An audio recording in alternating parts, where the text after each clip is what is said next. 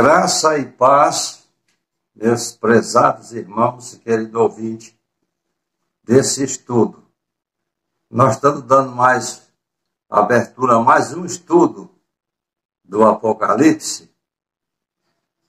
Vou colocar algumas palavras da introdução, porque depois vocês vão observar a revista e que eu coloquei nessa revista. E qual o tema que eu coloquei e a introdução. O tema diz os mistérios simbólicos das profecias de Daniel e Apocalipse. Por quê? Eu começo com o sonho de Nabucodonosor, mostrando a estátua que ele viu. Depois vou para o sonho de Daniel, mostrando os animais que ele viu lá no capítulo 7 e 8. Depois eu passo para o Apocalipse, aí vou mostrar a besta e essas coisas. E muita gente lê como eu pensava que era uma besta mesmo, que meu pai dizia, ele era católico, tinha uma Bíblia, e ele dizia que ia aparecer no Cidade do Tempo um animal com ferro quente arrancando os olhos da pessoa que adorasse Jesus. Por isso eu tinha muito medo, eu ainda era criança. Ele falava isso para nós, que nos últimos tempos ia aparecer uma besta com um animal, com um ferro quente, arrancando as unhas, arrancando os olhos das pessoas e dizendo assim, você vai adorar ele? Você continua adorando? E se você persistir adorando, no final da conta era morrer. E eu cresci com esse entendimento. Depois comecei a ler também, já aos 13 anos, ler Bíblia. Como li até hoje, aos 73. Passei a examinar o Apocalipse, por causa que eu via muita figura, Daniel. Aí comecei a ler o Apocalipse, porque eu queria entender. E certa feita, lá em Tucuruí, no Pará, eu trabalhava lá na obra, o pastor Gutenberg, da igreja, convidou Armando Chaves Cohen, um dos maiores catologistas da Assembleia de Deus. E quando ele deu aquele estudo, eu interessei e comecei a ler o Apocalipse. Tem 35 anos que eu comecei a ler esse livro. E achei muito interessante. E um dia o Senhor me ordenou, era 1h ou 2h da manhã, eu estava lendo, ele me ordenou para eu escrever. E eu escrevi um caderno muito grosso, botando todas as figuras, explicando. E o meu filho primogênito, o Wellington, eu mandei ele digitar, porque ele fez o curso de bacharel em teologia, e ele foi me ajudar a botar os temas e os títulos. Foi muito útil, porque ele colocou para mim, passei o caderno para ele, e ele me fez uma revista muito bonita. Devo muito a ele esse favor. Um dia eu estava em Anápolis, onde meu filho mora. Eu estava numa ótica, e uma jovem cristã falou para mim que a coisa mais que ela tinha vontade era ouvir falar de Apocalipse. Estava com 15 anos de crente, e o pastor nunca leu um texto de Apocalipse, nem pregador algum. E eu fiquei com muita dó da coitada. Até eu levei uma apostila para ela. Mas a apostila também eu escrevi, mas muitas coisas eu preciso explicar do que está na apostila, porque senão eu ia fazer uma apostila com mais de 1000 páginas para eu fazer o seminário que eu faço. É necessário 180 horas no mínimo. Por ficar muito grande, eu tentei resumir o máximo que fosse preciso, para não ficar muito difícil, porque muitas pessoas não têm coragem de ler um livro grande. Eu vejo que as pessoas têm dificuldade de ler a Bíblia, porque de fato é muito livro, e tem dificuldade de aprender as coisas. Aí eu resolvi fazer um sumário, que nós chamamos, um resumo, para ficar menor. Então, na introdução, aí vocês vão entender que eu já falei o tema, os mistérios simbólicos das profecias de Daniel e Apocalipse.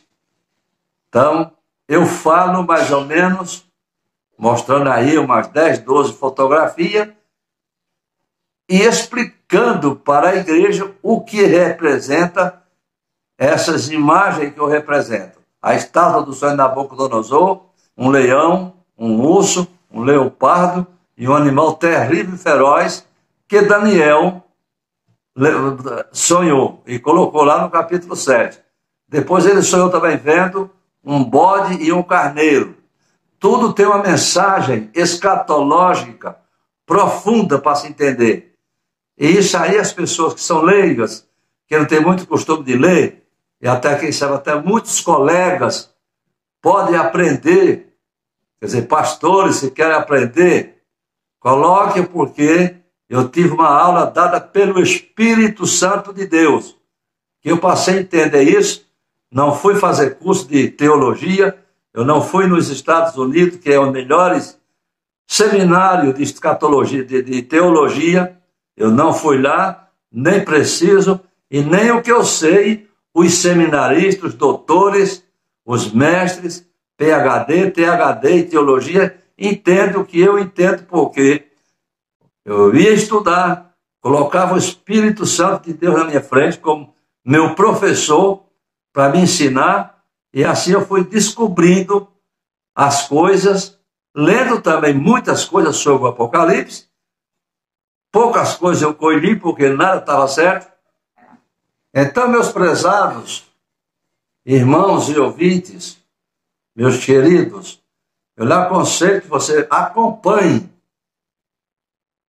esse estudo, porque eu vou resumir, mas vou pegar os pontos mais críticos do livro e vou realmente falar para vocês, ensinar para vocês o que vocês nunca viram, nem vão ver e nem ouvir, porque eu tenho um segredo espiritual com o Espírito Santo, os mistérios que ele me mostrou nesse livro sagrado.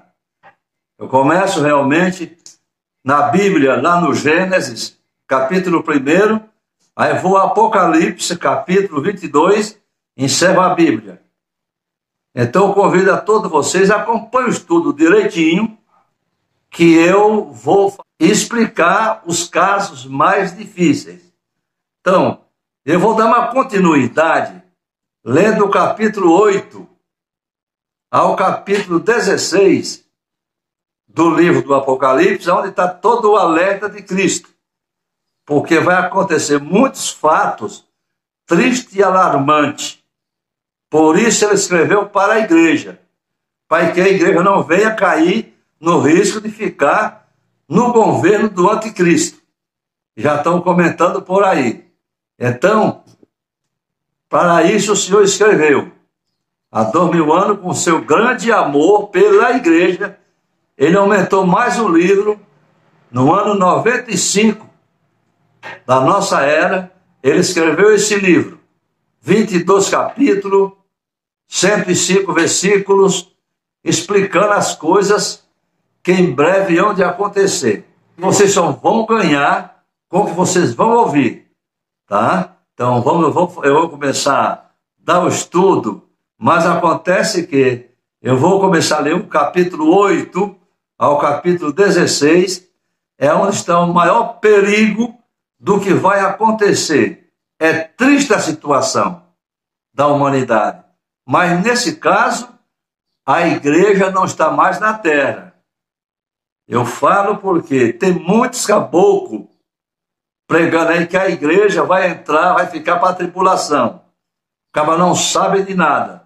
Não tem direção do Espírito Santo. Pode ser pastor, pode ser doutor, pode ser quem que seja. A igreja não entrará na tribulação.